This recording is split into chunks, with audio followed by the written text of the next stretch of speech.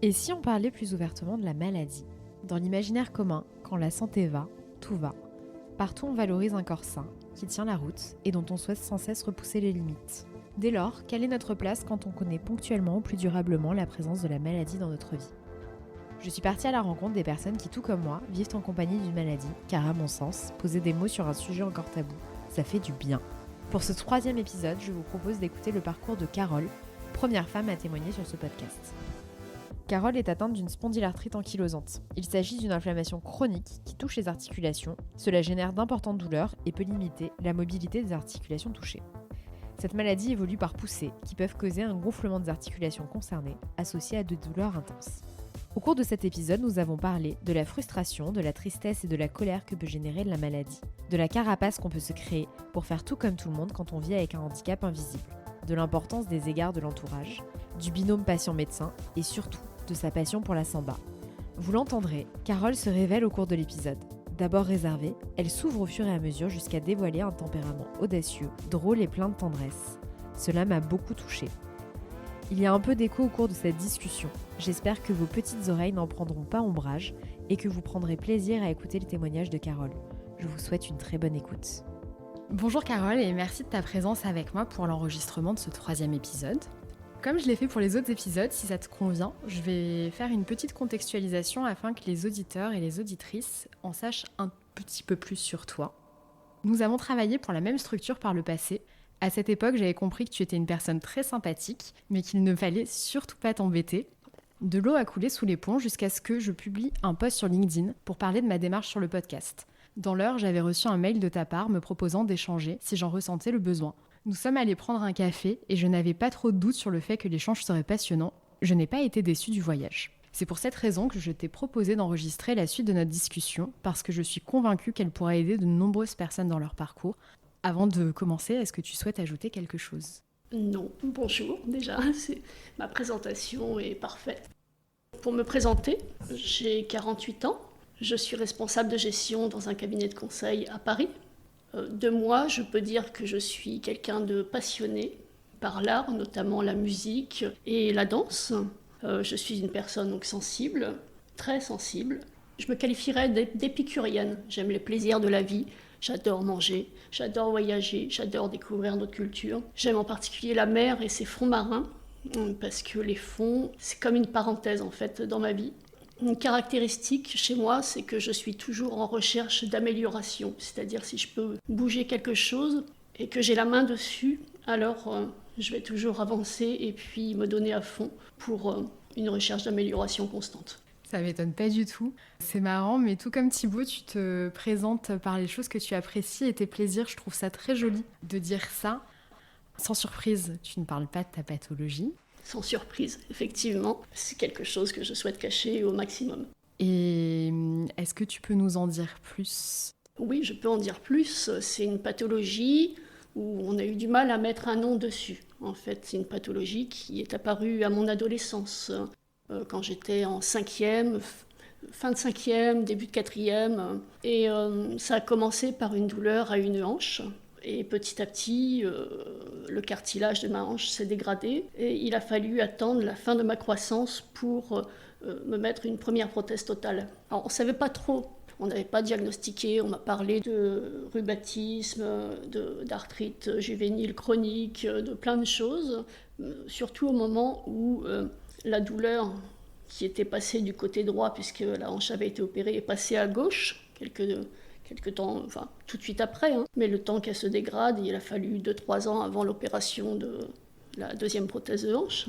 Et puis les douleurs sont parties dans les genoux, et puis les chevilles, les pieds, les coudes, la mâchoire, la colonne vertébrale, les cervicales, les lombaires. On m'a parlé de polyarthrite, on m'a parlé de spondylarthrite. Aujourd'hui, je pense que c'est une spondylarthrite. On a plus, dans mes statistiques, parlé de spondylarthrite ankylosante. Donc le diagnostic n'est pas vraiment posé ? Ça tourne, c'est compliqué. J'ai du mal à m'identifier dans la spondylarthrite ankylosante parce que ce que je vois, on regarde beaucoup Internet, on regarde les autres personnes, comment ça se passe chez eux. J'ai du mal à m'identifier exactement. Enfin, c'est peut-être une spondylarthrite périphérique, puisqu'elle a touché les grosses articulations, hanches, genoux. Je dirais que j'ai de l'arthrite. avec une maladie auto-immune, avec toutes ces joyeusetés qui peuvent toucher la peau avec le psoriasis, qui peuvent toucher les yeux avec les uvéites, enfin, toutes les joyeusetés d'une maladie auto-immune. Mais même si le nom de ta pathologie n'est pas certain, visiblement, le traitement que tu prends fonctionne et te soulage. Alors, depuis 2012, oui. Depuis 2012. Mais avant ça, c'était avant de trouver mon rhumatologue avec qui je fais équipe aujourd'hui, en fait. Et avant lui, je suis passée par des moments très difficiles où j'avais l'impression de ne pas être prise en considération au niveau de la douleur, ou quand j'avais un genou enflé, mais vraiment très très enflé, hein. Et en plus, on sait que quand le genou est enflé, il s'abîme au niveau du cartilage, donc il y a la peur de la prothèse. À partir du moment où j'avais cette douleur, il me fallait 6 mois pour avoir un rendez-vous pour une infiltration, par exemple. C'est pas humain de laisser attendre les gens dans une douleur comme ça. J'imagine bien. Oui, carrément. Je bouleverse un peu l'ordre de mes questions, mais je pense qu'il y a des personnes qui peut-être écouteront cet épisode et qui en sont au moment où ils découvrent le fait qu'ils ont une maladie, qui vivent peut-être les symptômes que tu as vécu toi à l'époque. Comment est-ce que tu avais vécu les choses quand tu étais très jeune ? Tu t'es construite en tant que jeune femme, puis en tant que femme avec cette maladie qui était douloureuse, qui a pris beaucoup de temps, qui a induit des opérations, des hospitalisations, de la douleur, comme tu l'as dit. Quel est le souvenir que tu en as ? Un très mauvais souvenir. Surtout à l'adolescence. Enfin, moi, j'étais une gamine qui adorait courir. J'adorais l'athlétisme. Donc quand ça tombe avec la hanche comme ça, qui nous permet plus de faire ce qui nous passionne, pire, qui nous empêche de faire des mouvements que le commun des mortels fait sans se poser de questions, on ne se construit pas de manière normale. On est bancal. Moi, j'ai eu une vie remplie de frustration. Et aujourd'hui, il ne se passe pas un seul jour sans que la maladie revienne à mon bon souvenir. Elle est là, elle ne me quitte pas. Tous les jours, j'y pense. Et c'est depuis mon adolescence.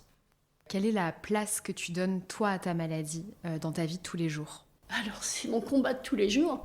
Tous les jours, je fais en sorte qu'elle arrive à la dernière place. Donc, ça passe par plein de choses. C'est pour ça, je pense que je suis une épicurienne et une passionnée, parce que c'est ça qui me permet c'est mon moteur pour me le faire oublier. Enfin, oublier. Comme j'ai dit, je passe pas une journée sans y penser, puisque ça induit beaucoup de fatigue et de douleur au quotidien.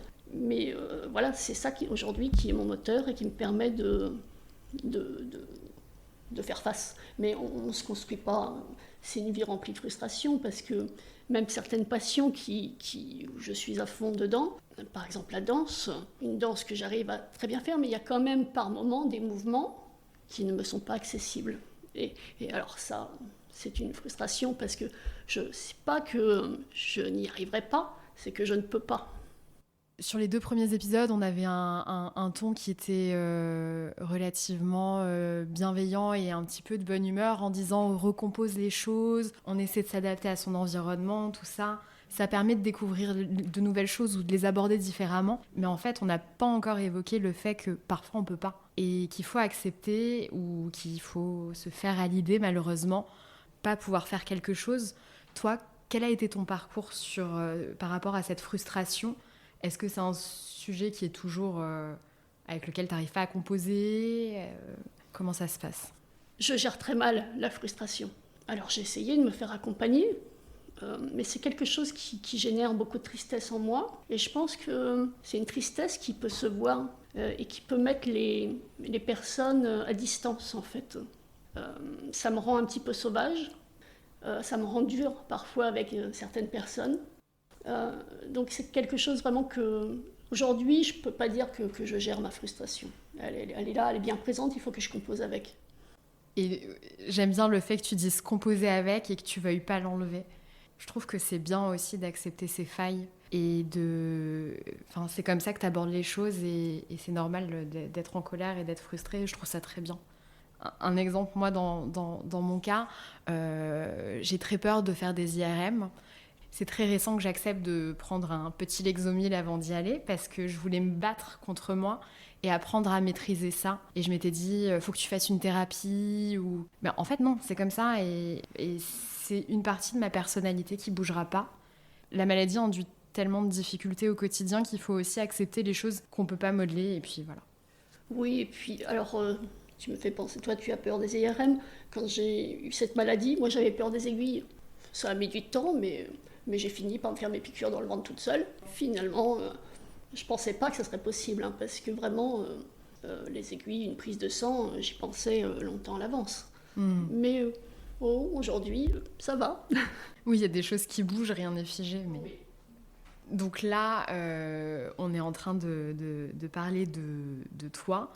Le souvenir que j'ai de notre cadre professionnel, c'est que tu ne l'évoquais pas en tout cas avec tout le monde. Dans quel cadre tu évoques ce sujet ? Alors c'est vrai que je ne l'évoque jamais, sauf quand ça doit influer sur ma sécurité.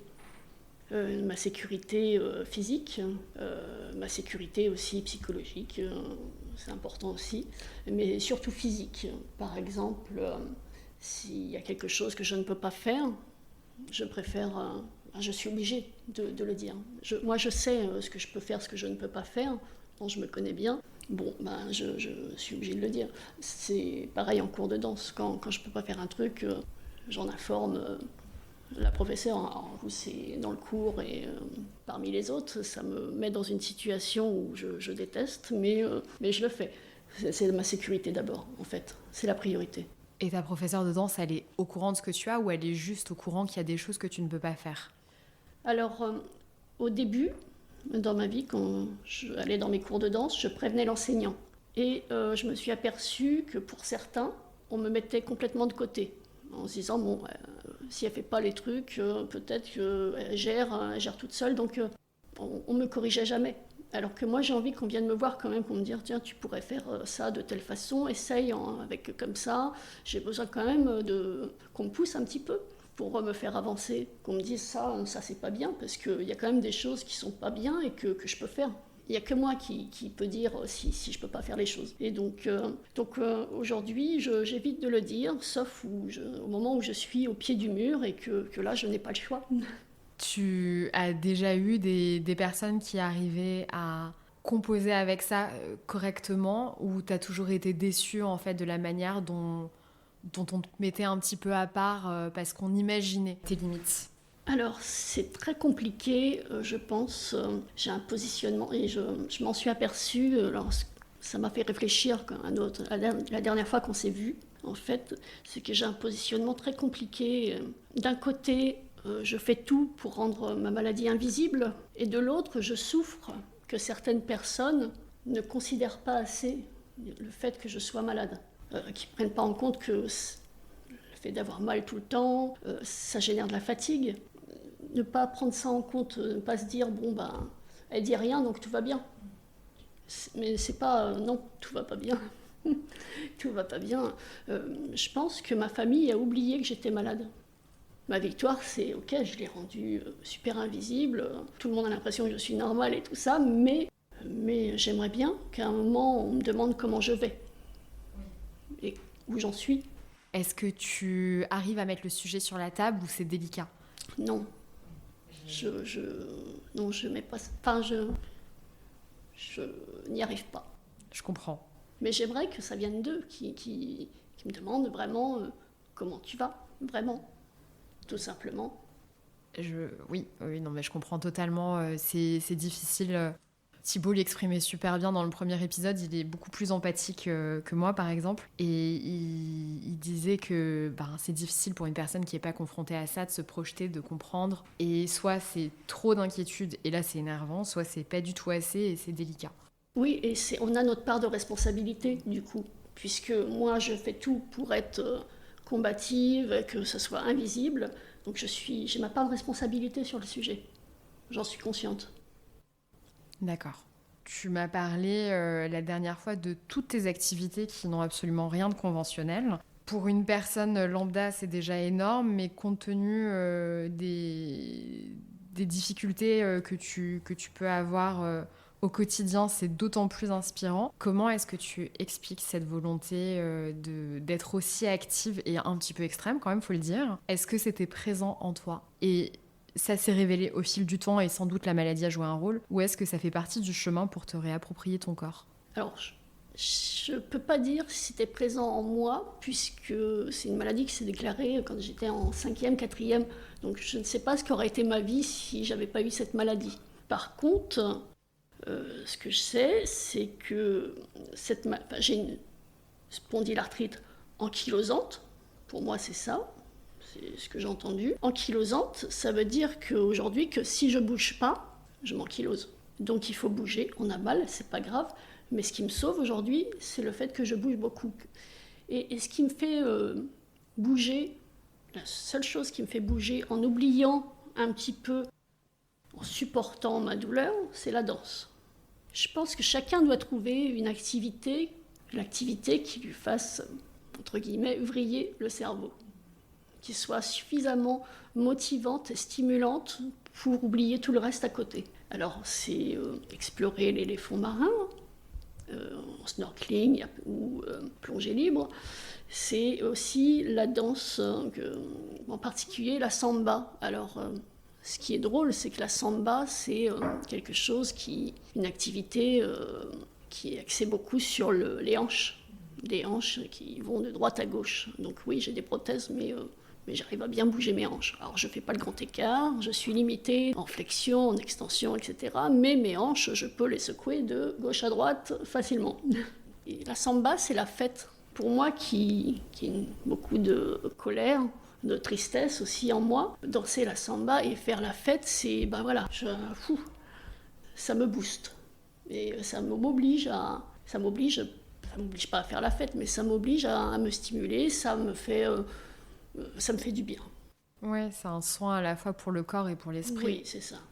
Alors, je sais pas si c'est dans ta personnalité, mais parfois on peut avoir un moment de censure à l'idée de commencer une nouvelle activité. Tu devais avoir à la fois des limites physiques et des limites un peu mentales.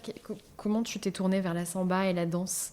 La samba, j'en avais fait déjà il y a 20 ans, quand j'étais arrivée sur Paris. C'était la première activité dans laquelle je m'étais inscrite. J'avais toujours voulu faire de la danse. Et du coup, il n'y a que la samba. Enfin, j'aimais bien les percussions. Ça nous met dans une espèce de transe, en fait. Et c'est cet état qui permet de ne plus penser à la douleur. Je ne sais pas si les personnes qui vont danser la salsa, par exemple, et qui sont des mordus de salsa, ils remarqueront que lorsqu'ils vont en soirée danser, même s'ils sont enrhumés, ils ont une sinusite, le nez qui coule, etc., le moment où ils vont danser, le nez ne va plus couler. C'est assez miraculeux, je ne peux pas l'expliquer.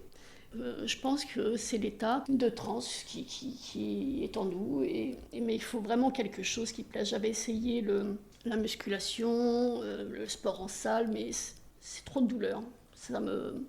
Mon cerveau ne suit pas, et donc je ne pense qu'à la douleur, et ça ne marche pas du coup. Et là, actuellement, quand tu danses, tu as un moment où justement d'échauffement, où tu peux avoir tes douleurs qui restent et ensuite ça passe.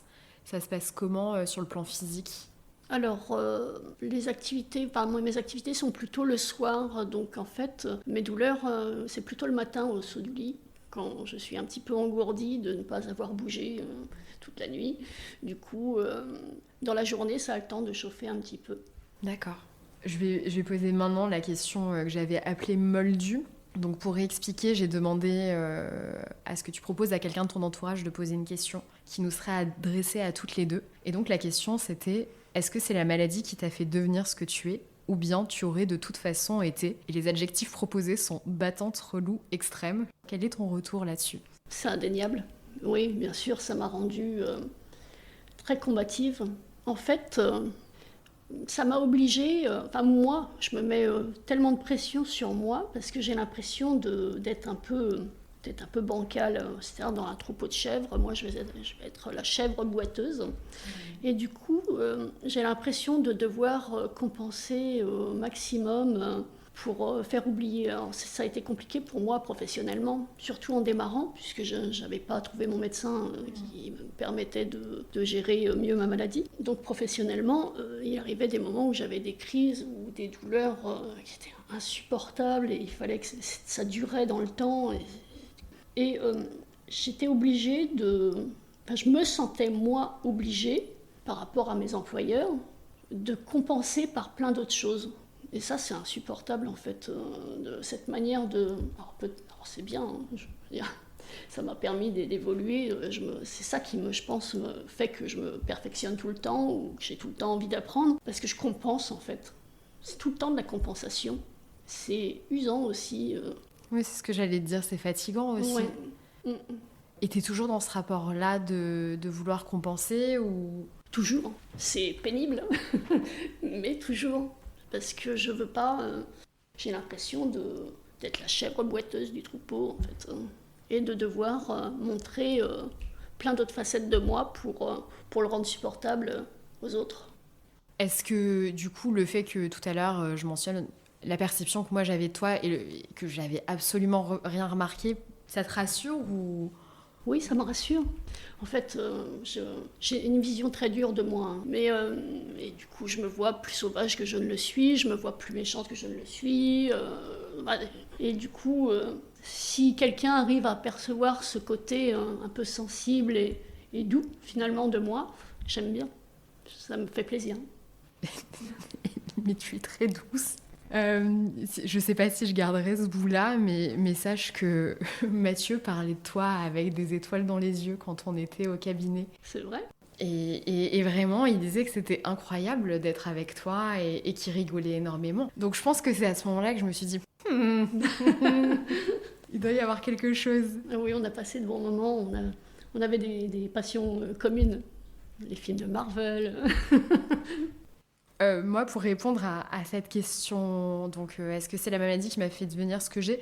Je me répète par rapport aux premiers épisodes, mais ça a posé les bonnes questions plus tôt. En fait, j'étais un petit peu, sans doute, nombriliste, égocentrique. Et c'est pas possible de le rester quand on a une maladie, parce qu'à un moment, il faut lâcher prise et accepter qu'on a des limites. Ça, c'est le premier point. Donc, ça a accéléré les choses. Je présume que c'est un cheminement que j'aurais eu plus tard en vieillissant, mais je me suis posé ces questions-là à 20 ans. Il y a juste une chose, je pense que ça a changé, c'est sur mon rapport au corps, étonnamment. J'ai un rapport assez dur à mon corps que j'ai jamais vraiment apprécié et dans lequel je me sentais assez mal. Et en fait, le fait d'avoir cette maladie, je me suis dit qu'il fallait que j'en prenne soin. Et je me suis mise à l'escalade. Et c'est ma manière de me faire du bien. Et mes médecins m'ont dit que c'était bon pour ma maladie parce que ça fait travailler l'équilibre, le gainage, c'est doux. Et en fait, j'y vais vraiment pour me faire du bien dans mon esprit, mais aussi dans mon corps. Je vois mon corps évoluer et je suis bouleversée de le voir changer. Et ça m'a permis vraiment de recomposer un peu les choses et de me dire ok, il y a aussi des choses positives qui peuvent venir. Et donc, ça me permet d'apprécier plus facilement mes limites.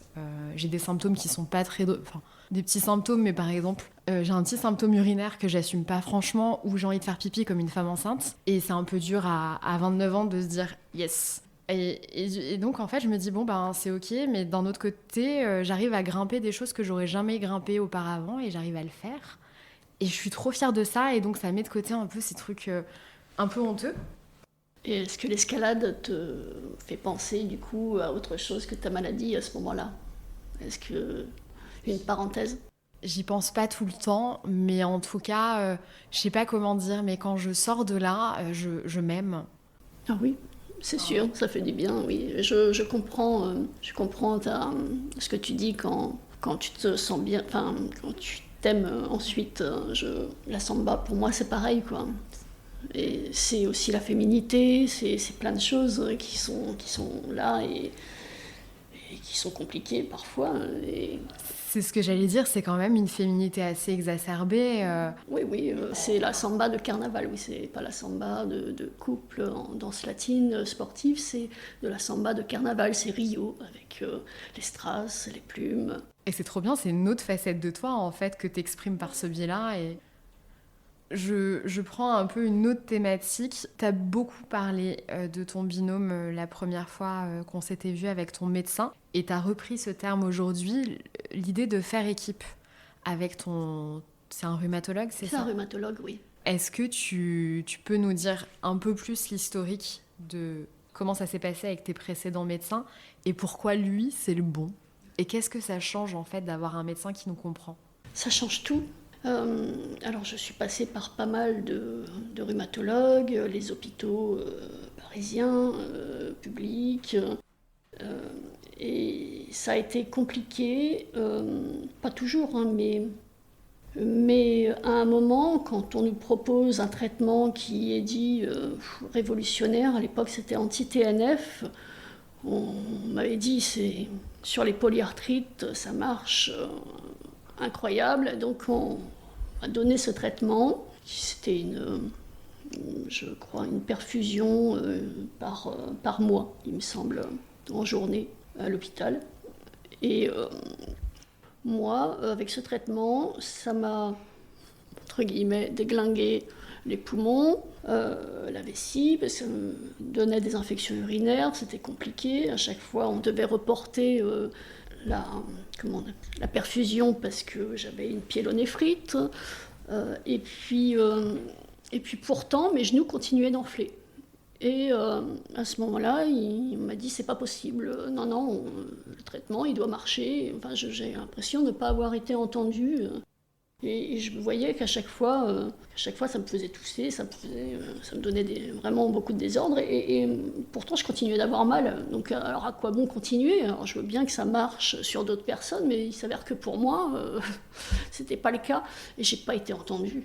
Donc je ne sais plus ce qui s'est passé, je pense que j'ai dû arrêter d'y aller, j'ai trouvé un rhumatologue en ville, bon, mais c'est toujours pareil, c'est compliqué, on a les infiltrations, on a des épanchements au niveau des genoux, il faut attendre avant d'être infiltré, il faut attendre tout le temps, sachant que quand on a ce genre d'épanchement, ça abîme aussi ce qu'il y a autour, hein, ça abîme l'articulation. Et c'est vrai que c'est pas bon de faire des infiltrations tout le temps. C'est vrai qu'il faut les limiter aussi, hein, c'est pas conseillé, mais voilà, ça n'allait pas. J'étais pas entendue, et puis j'avais l'impression qu'il fallait cocher des cases, enfin, on prenait pas ce que je disais en considération. J'avais pas l'impression d'être une personne, mais un cas. C'était compliqué. Et puis j'ai trouvé ce rhumatologue. Je ne sais pas si je peux dire, mais c'était à l'hôpital américain. À cette époque, la mutuelle, dans le cabinet de conseil, me le permettait. Et là, ça a vraiment tout changé. En fait, c'était une personne humaine. En fait, quand j'allais le voir, il ne me parlait pas seulement de ma maladie, on parlait de tout ce qu'il y avait à côté. Et puis incroyable, il m'a donné son numéro de portable. Donc ça voulait dire que dès que j'avais un problème, trop de douleur, je pouvais lui envoyer un SMS et il me répondait dans les 5 minutes et il arrivait à me dégager un rendez-vous pour aller le voir et régler, ne pas me faire attendre, ne pas me faire souffrir des semaines et des semaines. Alors pas forcément en infiltrant, hein, on essaye d'autres choses aussi de son côté. Mais oui, c'est important d'avoir quelqu'un qui nous écoute, moi, avoir son numéro de portable et sa confiance dans le fait que j'allais pas non plus abuser et puis lui envoyer des messages à 4h du matin. Donc voilà, il y a une relation de confiance qui s'installe et c'est hyper important d'être considéré entièrement. Et c'est vrai que, alors on oublie un truc, c'est que les médecins, oui, ils ont fait leurs études, ils sont calés les rhumatologues sont calés sur les maladies, sur ma pathologie. Mais moi, je vis avec depuis mon adolescence. Et le fait de vivre avec, je me connais, je la connais, ma maladie. Je la pratique depuis tellement d'années. Et c'est ça qui est à prendre aussi en considération de leur côté, je pense. Alors aujourd'hui, on a des gens qui sont malades, qui vont tout de suite voir Internet. Hein, et puis Internet, souvent, il y a à boire et à manger dessus. Le moindre truc, ça part en cancer, on va mourir, c'est catastrophique. Mais non, là, c'est des années et des années avec ma pathologie, donc voilà. Et comment est-ce que tu l'as trouvé, ce médecin? C'était un hasard? T'as juste voulu aller consulter dans cet établissement et c'était... Oui, j'ai pris le premier, voilà, et c'était le bon. J'ai eu de la chance. Et t'as l'impression que dès la première séance, il était déjà très à l'écoute ou c'est une relation que vous avez co-construite? On l'a co-construite. Hein. Alors, j'ai dit qu'il m'avait donné son numéro de portable, mais peut-être pas tout de suite, en fait. Ça avait peut-être été au bout de 3-4 visites avec lui. Mais c'était une marque de confiance que j'ai beaucoup appréciée. C'est marrant, ça ressemble vraiment à un date, ce que tu racontes, comme si tu avais eu plein de relations moyennes et tout d'un coup c'était le bon qui arrivait. De ce que j'ai entendu, c'était un peu le cas pour pas mal de gens de mon entourage qui vivent avec une maladie et ça a été mon cas aussi. Il faut se faire confiance et si jamais on n'a pas les réponses à ces questions, il faut s'autoriser à voir quelqu'un d'autre en fait, et avec un peu de chance, à un moment on rencontrera quelqu'un qui saura y répondre correctement. Effectivement, je reprends une situation, j'ai eu des cours sur ma maladie il y a un mois et demi, et j'étais avec d'autres personnes qui ont la même maladie, et il y avait une dame qui a commencé un traitement il y a 6 mois, qui a des effets secondaires atroces, qui sont pas compatibles avec une vie normale, quoi. Et elle a écrit à son neurologue, et elle attendait la réponse 3 semaines après. Et elle disait, je consulte dans 2 semaines. Donc elle s'est dit, bon, ben, pendant 5 semaines, je vais continuer à vivre avec ces symptômes horribles. Et en fait, elle s'autorisait pas à relancer, à appeler le secrétariat. Enfin, donc quand il y a une situation grave, des douleurs ou quelque chose comme ça, en fait, faut pas rester... Il faut agir, et puis... bon, moi, j'ai la chance d'avoir le numéro de portable, hein, mais je trouve qu'on devrait tous avoir... Enfin, quand on a une pathologie comme ça, on devrait tous trouver quelqu'un de confiance, et un médecin qui nous fasse suffisamment confiance aussi pour pouvoir échanger de manière plus humaine, tout simplement. Bah oui, non, je suis d'accord avec toi. Et quand on s'autorise pas à dire quelque chose à son médecin parce qu'on a peur qu'il nous juge, déjà c'est un peu mal parti. Il faut savoir aussi que il y a la maladie et ses symptômes, mais il y a aussi ce qu'on ressent de tout ça, mes frustrations, mes colères. Et je trouve ça important d'en parler à son médecin aussi. Le rhumatologue, je pense qu'il doit avoir ce rôle, pas seulement de traiter l'articulation, hein, parce qu'il y a quelque chose autour de cette articulation. En plus, on dit que c'est une maladie psychosomatique. Donc ça veut dire que le stress, la colère, la frustration, tout ça, ça donne des douleurs. Effectivement, dans les grosses périodes de stress, je peux avoir les genoux qui enflent. Est-ce que tu as d'autres personnes à qui tu parles et qui sont susceptibles de comprendre ? Je sais pas, si tu es dans une association de patients, si tu es sur des groupes Facebook ou des choses comme ça qui pourraient te permettre d'échanger avec des personnes... J'avais essayé une association, et en fait, je pense que c'était plus pour les traitements. Et non, avant 2012, j'y étais allée aussi parce que j'étais vraiment dans une crise très très sévère qui m'a fait redouter le fait de plus pouvoir, d'être vraiment coincée en fait, de plus pouvoir faire tout ce que je voulais. Et ça, c'était avant d'avoir mon traitement qui me fait du bien aujourd'hui. Et oui, j'avais été chercher de l'aide en me demandant, parce que j'avais besoin. Qu'est-ce que je pouvais faire? Il y a ma vie qui partait là, hein. Tellement de douleur, j'étais coincée, enfin, même la nuit, je ne dormais pas parce que la douleur me réveillait la nuit. En fait, j'avais les articulations en feu, la colonne vertébrale, je ne pouvais pas tourner la tête, les coudes, les genoux, les chevilles, il y a tout qui me brûlait. Et t'avais eu le sentiment que ça t'avait apporté quelque chose ? Ça m'a fait du bien de raconter, ça fait du bien de raconter des fois, hein, et de voir qu'on n'est pas tout seul, effectivement. Ça peut être bien. Aujourd'hui, mon traitement me permet de me débrouiller, tant que je peux danser. Voilà, et d'ailleurs, quand on m'a changé mes hanches en 2021, c'était ma crainte de ne pas pouvoir redanser. Et de devoir dire adieu à tout ça, quoi. Et, bon, en fait, c'est même mieux qu'avant, donc ça va. C'était un sujet qui avait été évoqué, le fait qu'après l'opération des hanches, tu pouvais... En fait, des changements de prothèse de hanche, ça peut être un peu compliqué. Et j'avais toujours lu qu'on avait des moins bons résultats avec une reprise de prothèse que la mise en place de vraies prothèses.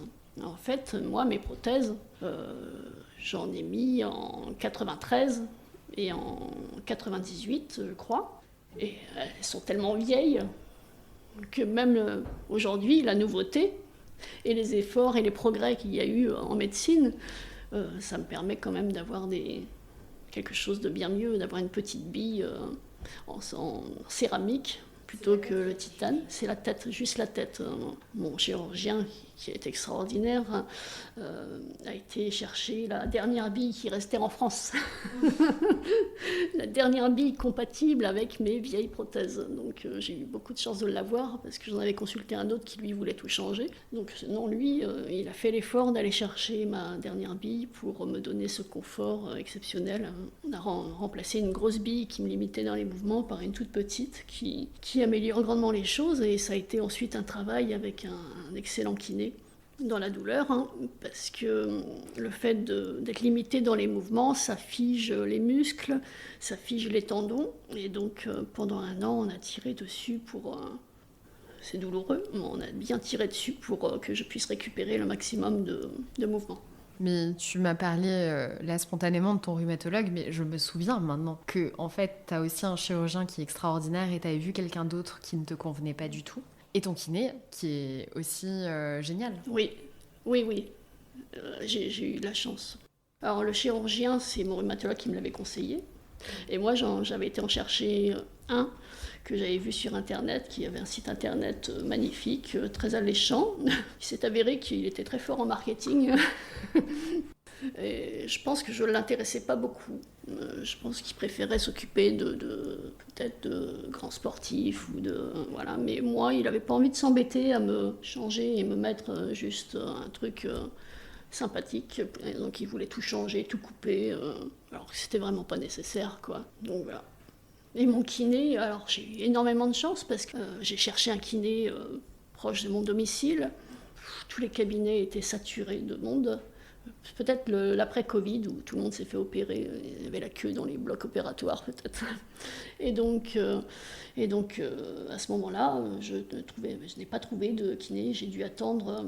En fait, j'aurais pu commencer la kiné en janvier, je l'ai commencé en mars parce que je ne trouvais personne. Mais en fait, à côté du bureau, par chance, j'ai trouvé. Et c'est le bon. C'est le bon parce qu'il est extraordinaire. C'est quelqu'un qui travaille beaucoup sur la posture, qui prend son temps, c'est un coach. En plus d'un kiné, c'est un coach. Dans quelle mesure c'est un coach ? Il pousse toujours, comme si j'étais une grande sportive en fait. Il ne fait pas de différence entre le grand sportif à côté et puis moi. Donc il me considère comme n'importe qui en fait. Et donc il me fait avancer, il a su gérer ma personnalité, c'est-à-dire qu'il m'en demande pas trop, il arrive à trouver l'équilibre, à me pousser sans trop m'en demander. Il connaît ma limite en fait mieux que moi, et c'est ça qui m'a impressionnée. Mais ce que tu dis, ça me fait vraiment penser à ce que Thibaut dit dans le premier épisode sur la notion de pitié, en fait. Que ce dépassement de soi, c'est parce que souvent les personnes ont une réaction qui est maladroite et qui est de la pitié, de te mettre dans une catégorie, un petit peu dans une petite bulle où là, on va pas trop la solliciter, on va pas trop lui en demander. J'ai pas de solution ni de toute faite par rapport à ça, mais je trouve ça effectivement très triste que les gens mettent... quand on leur apprend notre état de santé, on nous met dans une case et qu'on prenne pas le temps de nous demander, nous, comment on perçoit les choses et qu'on verbalise nos limites, en fait, parce qu'en soi... Après, peut-être qu'il y a des personnalités très différentes et 100 000 manières de gérer sa maladie. Et du coup, c'est difficile. Alors, certains voudront qu'on les pousse. Bien sûr. Et d'autres, à l'inverse, voudront être un petit peu chouchoutés et qu'on fasse attention à eux. C'est difficile de trouver l'équilibre. Et c'est ça, tout l'art du soignant, tout l'art du kiné, du rhumato, du chirurgien. C'est de trouver l'équilibre entre... et trouver comme c'est du savoir-être avec le patient. Je suis entièrement d'accord avec toi. Ouais. Il y a vraiment toute une relation à animer. Et comme tu le dis si bien, en fait, quand on est détendu par rapport à ce qui va se passer, qu'on comprend bien les tenants et les aboutissants, ça débloque beaucoup de choses. Je reparle d'un autre épisode, mais dans le deuxième épisode qui n'est pas sorti au moment où on enregistre, Albert, donc il a un souci aux yeux, expliquait qu'au tout début, il y voyait flou au sens littéral et au sens figuré, qu'il ne comprenait pas où il allait et que personne ne savait lui dire, et que maintenant qu'on lui a clairement expliqué le protocole et qu'il sait où il va, en fait, c'est lui qui adapte son quotidien à ce qui se passe. C'est très important et j'espère que ça va changer, mais que le personnel soignant aussi intègre cette dimension humaine qui fait que ça marche. Ils doivent se réaliser qu'ils travaillent avec l'humain. Alors, l'humain, c'est complexe. Tout le monde est différent. Mais quand on travaille avec l'humain, il faut être un peu artiste aussi. Du coup, Je suis entièrement d'accord avec toi. Est-ce qu'il y a des points, toi, que tu souhaites évoquer ou des questions que tu as avant que je passe à ma dernière question? Non, je crois que j'ai dit tout ce que j'avais à dire. Ok. Alors, ma dernière question, je me doute que l'exercice n'a pas été facile pour toi, vu que tu es d'un tempérament relativement discret et je présume assez pudique. Pourquoi est-ce que tu as accepté de parler? C'est pudique qui me fait rire là, parce que pudique, mais en fait, ça me dérange pas d'aller défiler sur les Champs-Élysées avec mes plumes. Donc j'aime bien, je suis tout et son contraire, j'aime beaucoup. J'ai pas accepté d'en parler, en fait, j'ai eu envie de t'aider à avancer dans ta maladie. Et je me suis dit, tiens, pour une fois que cette maladie elle va me servir à quelque chose, j'ai eu envie de... Voilà, je me suis dit, ça change la donne, en fait, de pouvoir l'utiliser pour rendre service. C'est pas te rendre service, pas ça entre guillemets, mais c'est pas, je vis pas ça comme une acceptation de le faire, mais vraiment l'envie de te faire avancer sur tes sujets. Mais c'est trop gentil. Mais c'est marrant parce que j'ai eu un peu le même sentiment. Pour expliquer, donc on a pris ce café où on a parlé pendant 1 heure ou 1 heure et demie et où c'était une conversation fluide et où on s'est dit des choses très personnelles qu'on n'avait pas eu l'occasion d'évoquer dans une vie précédente. Et je suis sortie de là et je me suis dit, c'était vraiment bien quand même, mais je n'osais pas te proposer parce que je me suis dit, bon, je suis pas sûre que ça passe. Puis après, j'ai réfléchi, je me suis dit quand même, c'était vraiment très très intéressant. Je trouve ça beau si on peut l'enregistrer. Et j'avais le sentiment aussi que, en fait, tu t'épanouissais vachement dans le fait de parler. Et là, par exemple, t'étais pas sûre de d'énoncer parfaitement les choses. Et je trouve que c'est très fluide. Merci. Donc j'ai l'impression que chacune, on a fait un bout de chemin. Oui, oui, oui, on a fait un bout de chemin et notamment notre précédente discussion, la première, hein, m'a fait avancer en fait sur mon sujet, m'a fait prendre conscience que j'étais dure avec moi, que j'étais dure aussi avec les autres qui ne comprennent pas forcément, mais que j'étais dure sur le fait que je voulais rendre invisible cette maladie et que parfois je pouvais m'arriver de leur reprocher qu'ils ne prennent pas qu'ils ne soient pas plus doux avec moi, plus vigilants. Voilà. Donc j'ai réfléchi sur tout ça, j'ai trouvé ça intéressant. Donc merci pour l'échange, ça a été vraiment un partage. Oui, je suis d'accord avec toi. Et est-ce qu'il y a des choses qui ont changé? Ou pour l'instant, c'est juste à l'état de concept et tu as pris conscience de ces choses-là? Ou est-ce que tu as le sentiment quand même de, par touche, exprimer des petites choses? Alors, c'est assez nouveau, j'ai l'envie d'être moins invisible. Je ne sais pas si c'est à partir de cette démarche, mais j'ai toujours été discrète, un peu sauvage, parce que je voulais pas. Enfin, j'ai du mal à me dévoiler justement parce que c'est un secret tout ça. Je cache des choses. Et aujourd'hui, je pense que en tant que chèvre boiteuse, j'ai bien d'autres qualités et je suis quelqu'un qui a fait qui a plein d'activités, plein de passions et je suis sûre que ça peut intéresser et que je suis intéressante. Mais bien évidemment. Bien évidemment. Donc j'ai envie d'être moins invisible. C'est trop bien. Mince, j'avais une question et je l'ai oubliée parce que tu as parlé de chèvres. Eh bah oui, je sais plus. Je réfléchis. Oui, non, mais le fait que tu parles autant de chèvres, ça me fait penser. Je sais pas si tu connais le podcast Les couilles sur la table. C'est un podcast qui interroge la place de la masculinité dans l'espace public. Et la personne qui a créé ce podcast s'appelle Victoire Tuaillon. Et en fait, elle avait beaucoup de mal à accepter son corps. Et un jour, elle est partie en Espagne garder des chèvres. Et elle s'est rendue compte qu'il y avait des chèvres qui étaient moins belles que d'autres, certaines qui avaient, par exemple, des pieds plus bas que d'autres, tout ça, et qu'elles s'en foutaient. Et qu'elles interagissaient malgré tout ensemble.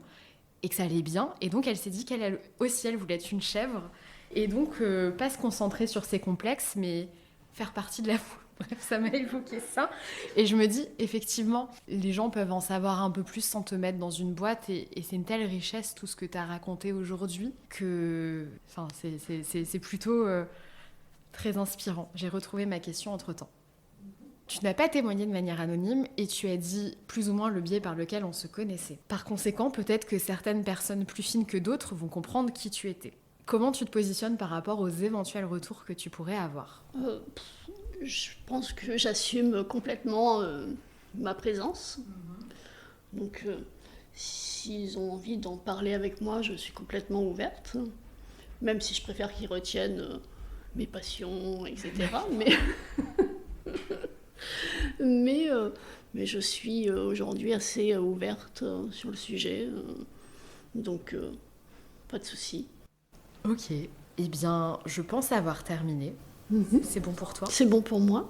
Eh bien, un immense merci pour ta présence et pour tout ce que tu as partagé. C'était vraiment génial. Avec plaisir. C'était un plaisir partagé. Un immense merci à Carole d'avoir eu la gentillesse de témoigner sur l'anomalie et d'avoir voulu partager avec vous et avec moi son parcours et son regard sur le monde. J'ai pris beaucoup de plaisir à réécouter les mots de Carole, le recul qu'elle avait sur sa personne et sa volonté d'aborder les choses avec plus de douceur et d'indulgence à l'avenir. Faites-moi confiance, je continuerai à prendre des nouvelles et je vous en ferai part si elle le souhaite. Cet épisode vous a plu, vous souhaitez réagir ? Écrivez-moi sur le compte Instagram de l'Anomalie, le lien est dans la description de cet épisode. Partagez-moi vos retours, qu'ils soient positifs ou plus circonspects, je les lirai avec plaisir. Si vous êtes d'humeur à déplacer des montagnes, vous pouvez attribuer une note et un commentaire au podcast, cela m'aidera beaucoup. L'Anomalie est un podcast autoproduit par mes soins, entièrement conçu et imaginé entre Ménilmontant et le canal de l'Ourcq à Paris. Rendez-vous très bientôt pour le prochain épisode. D'ici là, prenez soin de vous.